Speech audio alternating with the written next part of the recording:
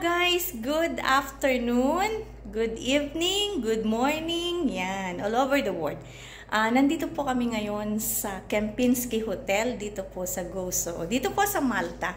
So, ipapakita ko po sa inyo yung layout ng hotel, yung hotel room.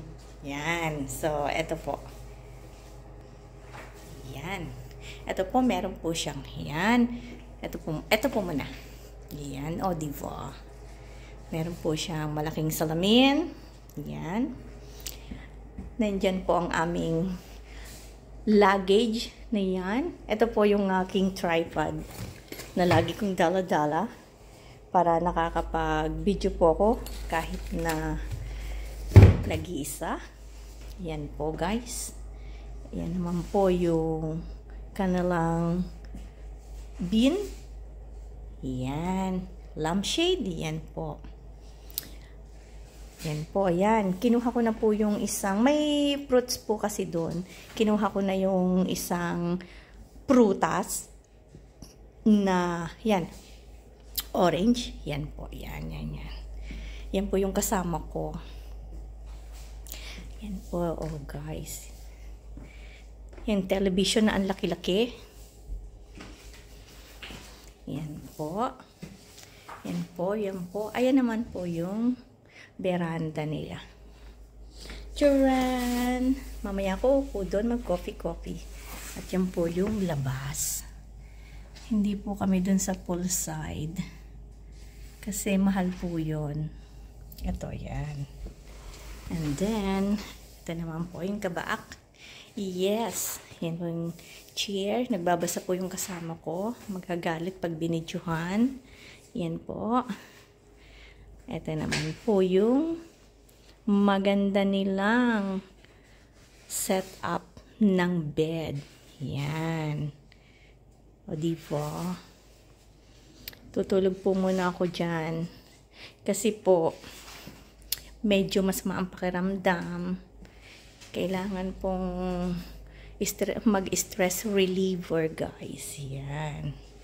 Meron ditong ano. Same room po, the last time. Bakit wala akong ano? Wala ditong bathrobe. Nasaan yung bathrobe? Dati may bathrobe eh. Baka naman naroon sa kanyang ano.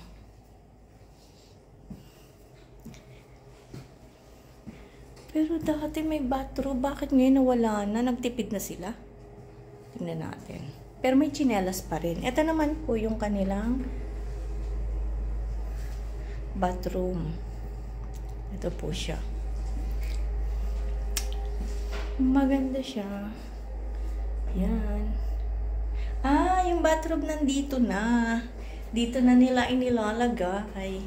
Yan. Ito yung bathroom. Bathroom nila. Yan. So, maganda siya guys. Yan.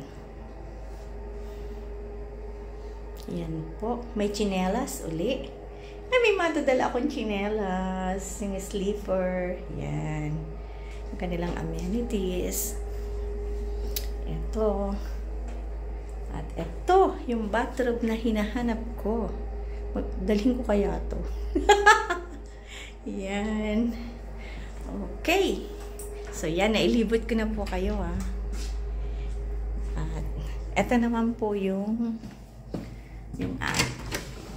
kanilang hallway. Same po, standard room lang nila to. Yan naman po yung hallway. Nagayon. Yun. Diba? Nandito kami sa tahimik na tahimik. Walang view. Ang view ay yung entrance ng hotel.